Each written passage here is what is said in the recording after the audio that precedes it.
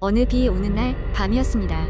나는 평소처럼 퇴근길에 올랐고 마지막 지하철 막차를 타고 집으로 돌아가고 있었습니다. 비는 주룩주룩 내리고 있었고 그날은 유난히 바람도 쌀쌀하게 느껴지는 날이었죠. 지하철에서 내려역 출구로 나가는 길은 늘 적막한 분위기가 감돌았습니다. 다셔터가 내려진 상점들 사이로 좁게 난길을 빠져나와야 했기 때문이죠. 역을 나와서 집으로 걸어가는 길은 보통 사람이 드문 지역입니다. 낮에는 사람들이 어느 정도 지나다니지만 밤이 되면 그야말로 한적한 골목길이 되어버립니다. 그날도 마찬가지였습니다. 천둥 소리가 간간히 들리는 가운데 우산을 세차게 두드리는 빗소리가 어떤 기묘한 리듬을 만들고 있었습니다. 며칠 전부터 생긴 매춘업소 단속 때문인지 경찰이 순찰을 도는 건 보았지만 이 시간까지 돌아다니는 경찰차는 보이지 않았습니다. 그때 저는 평소와 다르게 등 뒤에서 누군가 빠르게 다가오는 발소리가 들리는 것을 느꼈습니다. 아무래도 여기는 가끔 노숙자가 빈 자리를 돌아다니기도 하니 대수롭지 않게 생각하며 발걸음을 재촉했습니다. 그런데 발소리는 점점 가까워졌고 마침내 저와 같은 속도로 걸어오는 것이 아닌가 하는 불길한 느낌이 들었습니다. 머리칼이 곤두서는 기분이 들었지만 두려움을 애써 무시하며 뒤돌아보지 않기로 했습니다. 걸음을 점점 더 빠르게 옮기며 집 쪽으로 향했습니다. 하지만 발소리는 여전히 저를 쫓아오는 것 같았습니다. 무슨 일인지 확인해야겠다는 마음만 무서운 반으로 결국 뒤를 돌아봤습니다. 아무도 없었습니다. 오히려 등 뒤로 느껴지는 차가운 바람과 비에 잠깐 동안 한숨을 돌릴 수 있었습니다. 이상하게도 언제 그랬냐는 듯 모든 것이 조용해졌습니다. 나는 고개를 돌려 다시 집을 향해 걷기 시작했습니다. 그때였습니다. 앞서 지나온 전봇대 옆에서 누군가가 슬그머니 몸을 일으켜 세운 것이 순간 시야에 들어왔습니다. 눈은 어둠 속에서도 분명히 보이는 하얀 무언가가 웃고 있는 형상이었습니다. 순간 공포가 마음을 사로잡았습니다. 나는 이는 힘껏 뛰기 시작했고 목덜미의 차가운 감각이 생생하게 느껴졌습니다. 주변엔 여전히 아무도 없었고 비며 바람이 제정신을 잃게 만들 정도로 몰아쳤습니다. 집에 도착해서는 문을 닫고 아무 생각 없이 쭈그려 앉아 있었습니다. 그리고 문득 연결된 발코니 쪽을 바라보았습니다. 방금 전에 본 얼굴이 창문에 아련히 비치고 있었습니다. 이젠 도망칠 곳도 없다는 절망감이 몰려왔습니다. 하지만 그것은 금방 사라졌습니다. 비가 그치자 모든 것은 꿈처럼 흔적도 없이 사라져버렸습니다. 그 이후로 아무 일도 일어나지 않았지만 그날의 기억은 지금도 생생합니다. 그날의 그 얼굴이 한순간의 환영이었는지 정말로 무엇인가 있었던 것인지 알 수 없지만 그 후로 나는 절대로 그 밤길을 다시 혼자 걷지 않습니다. 두 번째 이야기. 옛날 어느 작은 산골 마을에는 박수 할머니라는 무서운 전설이 전해지고 있었다. 마을 사람들은 밤늦게까지 돌아다니지 않았다. 특히 깊은 밤이면 집 밖에서 박수 소리가 난다는 소문이 있었다. 이 소리를 듣게 되면 속히 집 안으로 들어가 문과 창문을 꼭 잠그라는 경고가 항상 뒤따랐다. 박수 소리가 들린다고 해서 절대 밖으로 나가거나 소리의 근원을 찾으려고 해서는 안 된다고 했다. 젊은 대학생이었던 정민은 여름방학을 맞아 외할머니 댁이 있는 이 작은 마을로 내려가게 되었다. 서울에서 나고 자란 정민에게 마을의 고요함과 자연은 신선한 기분을 줬다. 하지만 마을에 머무르는 동안 듣게 된 그 전설이 자꾸만 정민의 호기심을 자극했다. 이틀째 밤이었다. 정민은 방에서 책을 읽고 있었는데 시계가 자정에 가까워질 무렵 멀리서 박수 소리가 들려오기 시작했다. 그 소리는 처음에는 아주 미약했지만 점점 그의 집 쪽으로 가까워졌다. 소리에 대한 경고가 떠올랐지만 특유의 호기심 때문에 정민은 소리의 근원을 직접 확인해보고 싶었다. 정민은 조용히 창문 쪽으로 다가가 살며시 커튼 틈으로 밖을 내다보았다. 달빛이 희미하게 비치는 마당에는 아무것도 없었다. 하지만 박수 소리는 점점 더 크게 들려왔고 있고 그의 집 바로 앞에서 멈췄다. 정민은 두근거리는 가슴을 진정시키며 조용히 현관으로 향했다. 현관문을 살짝 열고 밖으로 나가보니 마당 한가운데에 흰 옷을 입은 할머니 한 분이 서 있었다. 그녀는 고개를 숙이고 있었고 계속해서 박수를 치고 있었다. 정민은 얼어붙었다. 정신을 차려 소리 없이 집으로 다시 들어가려는 순간 할머니가 갑자기 고개를 들어 정민을 바라보았다.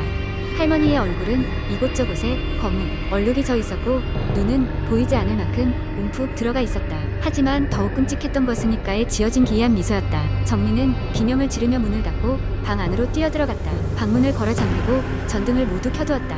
떨리는 손으로 휴대폰을 들어 이 사실을 외할머니에게 알리려 했지만 손이 미끄러져 그만 놓쳐버렸다. 곧바로 문 밖에서 박수 소리가 다시 들려오기 시작했다. 정민은 이불 속으로 파고들어 소리가 사라지기만을 기다렸다. 그날 밤 이후 정민은 외할머니에게 모든 이야기를 털어놓았다. 외할머니는 안타깝다는 표정으로 정민을 바라보며 말했다. 내가 본 것은 이 마을에 오래전부터 전해오는 저주 같은 거란다. 아무에게도 말하지 말고 오늘 밤이 지나면 아침 첫 차로 마을을 떠나거라. 정민은 마을을 떠나면서도 그날 밤의 광경을 잊을 수가 없었다. 이후 다시는 마을에 돌아가지 않았지만 박수 할머니의 전설은 그의 뇌리에서 떠나지 않았다. 이따금씩 박수 소리를 들을 때마다 몸서리가 쳐졌고 그는 이곳저곳을 돌아다니며 그 소리가 들리지 않는지 확인하고는 했다. 이제는 시간이 흘러 그 작은 마을도 변하여 세상에 많은 것들이 미쳐갔지만 박수 할머니의 전설은 인터넷을 통해 여전히 많은 사람들에게 회자되고 있다. 어느 날 밤 문 밖에서 어떤 소리가 들린다면 그저 들리지 않았다고 생각하는 것이 가장 현명한 일일지도 모른다. 세 번째 이야기. 하루는 친구들과의 술자리가 늦게 끝나고 시간이 이미 자정이 넘어 어두운 밤이었다. 나는 집으로 돌아가기로 마음먹고 그날따라 택시를 잡기 어려워 근처에 사는 친구의 권유로 걸어서 집에 가기로 했다. 내가 집까지 가는 길은 유명한 쌍둥이 터널을 지나야만 했다. 쌍둥이 터널은 그다지 길지 않은 터널이지만 오래된 도시 전설이 많아서 괜히 신경이 쓰였다. 특히 그 터널 한가운데서 밤늦게 이상한 소리가 들린다는 소문 때문이었다. 술 기운도 있고 해서 그 소문을 대수롭지 않게 여기며 터널로 향했다. 터널 입구는 어두컴컴했고 가로등이 몇 개 깜빡이며 불안정하게 빛을 내고 있었다. 그 터널에는 누구나 한 번쯤 들어봤을 만한 흉흉한 소문들이 많았다. 예를 들어 터널을 지날 때 뒤에서 발소리가 들리면 절대 돌아보면 안 된다는 이야기라던가 터널 벽에 있는 그림자가 나를 쳐다보고 있다는 등의 이야기였다. 터널로 발을 들이는 순간 나는 술로 인해 몽롱하던 정신이 잠시 또렷해졌다. 터널 쪽에서 싸늘한 바람이 불어왔고 그 속으로 걸음을 옮기자 발걸음 소리가 터널 벽에 메아리쳤다. 그때 문득 발소리 외에도 다른 소리가 들리기 시작했다. 처음에는 내 착각인 줄 알았으나 점점 그 소리는 선명해졌고 누군가 나와 같은 속도로 따라오고 있는 듯한 기분이 들었다. 순간 괜히 터널의 소문들이 쓸데없이 생각났다. 나는 발걸음을 더 빨리 했다. 그럴수록 뒤따라오는 발소리도 같이 빨라졌다. 뭐라 말할 수 없는 오싹함이 온몸을 휘감았다. 귀가 따끔거릴 만큼 심장이 뛰기 시작했고 조금씩 터널의 끝이 보일 무렵이었다. 차라리 끝까지 돌아보지 않기로 마음먹었으나 목덜미에 느껴지는 싸늘한 기운에 못 이겨 고개를 휙 돌려버렸다. 그때 내 앞에는 아무도 없었다. 당연하게도 뒤를 살펴보았을 때에도 앞선 이야기들처럼 검은 형태라던가 흐릿한 그림자가 날 노려보고 있지는 않았지만 불안감은 여전했다. 다행히 머지않아 터널 끝에 도달했고 나는 서둘러 걸음을 옮겼다. 터널 밖으로 빠져나오자 아까와 달리 다른 세상처럼 밝은 가로등 불빛이 반겨주었다. 거기서 불안을 떨쳐내려 숨을 고르고 주변을 둘러보는데 반대편 터널 입구에 낯익은 모습이 보였다. 그곳에는 고개를 갸웃거리며 나와 똑같이 생긴 사람이 서 있었다. 한참을 바라보고 나서야 나는 그 모습이 나 자신의 반영이라는 걸 깨달았다.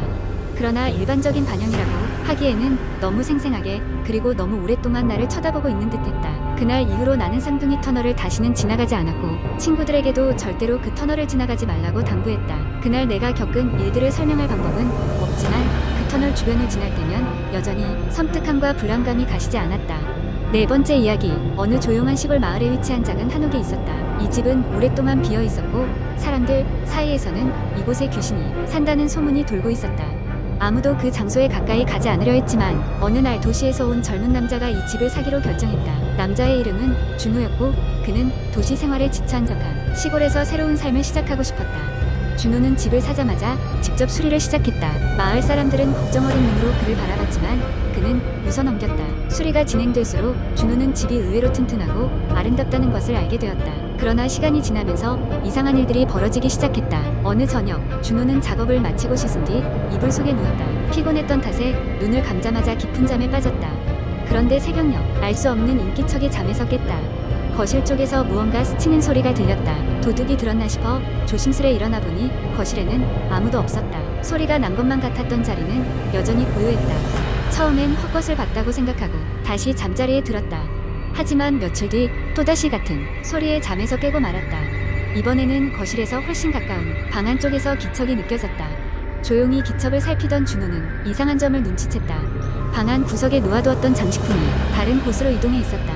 하지만 집에는 그는 혼자였다. 며칠 뒤 준호는 우연히 마을의 노인과 이야기를 나누었다. 노인은 준호에게 그 집의 과거를 들려주었다. 오래전 그 집에는 한 가족이 살았고 어느 날 불의의 사고로 가족이 모두 목숨을 잃었다는 것. 그 이후로 그 집에서는 이상한 일들이 자꾸 발생해 사람들이 떠나고 점점 소문이 퍼졌다는 것이었다. 준호는 깜짝 놀랐지만 무서운 마음을 억누르며 스스로를 다잡았다. 과학적으로 설명할 수 없는 일은 없다고 믿었기 때문이다. 계속해서 집을 수리하고 정리하며 원인을 찾기로 결심했다. 하루는 집안에 작은 비밀 공간이 있다는 것을 알게 됐다. 오래된 나무 판자를 뜯어내자 작은 방이 나타났고 그 안에는 낡은 다이어리가 놓여 있었다. 준호는 다이어리를 읽기 시작했다. 그것은 그 집에 살았던 여자의 기록이었다. 따뜻한 가족의 이야기와 행복한 순간들이 담겨 있었지만 마지막 몇 페이지는 불안과 두려움으로 가득 차 있었다. 그녀는 계속해서 누군가 자신을 지켜보고 있다는 느낌을 받았고 그로 인해 극심한 스트레스에 시달렸다는 내용이었다. 다이어리를 읽고 난 후 준호는 아마도 그 가족 의영혼이 여전히 이곳을 배회하고 있을지도 모른다는 생각이 들었다. 그는 그 영혼들을 위로하고 싶다는 마음에서 작은 재단을 만들고 가족을 기리는 의식을 치렀다. 신기하게도 그 이후로는 이상한 일들이 사라지기 시작했다. 마을 사람들은 여전히 그 집을 기피했지만 준호는 마치 자신의 가족이 된 것처럼 그 집을 사랑하게 되었다. 그는 가끔씩 방문하는 알 수 없는 기척에 더 이상 놀라지 않았다. 그것이 그 가족의 고유한 인사라는 것을 알게 되었기 때문이다. 그 후 준호는 그곳에서 평화로운 삶을 이어갔다. 그러나 사람들은 아직도 그 집에 귀신이 산다고 믿었고 준호가 특별한 이유로 아무 문제 없이 그곳에 산다고 생각했다. 그렇게 그 집에서의 이야기는 마을 사람들에게 어두운 전설로 남았지만 준호에게는 소중한 일상이 되었다.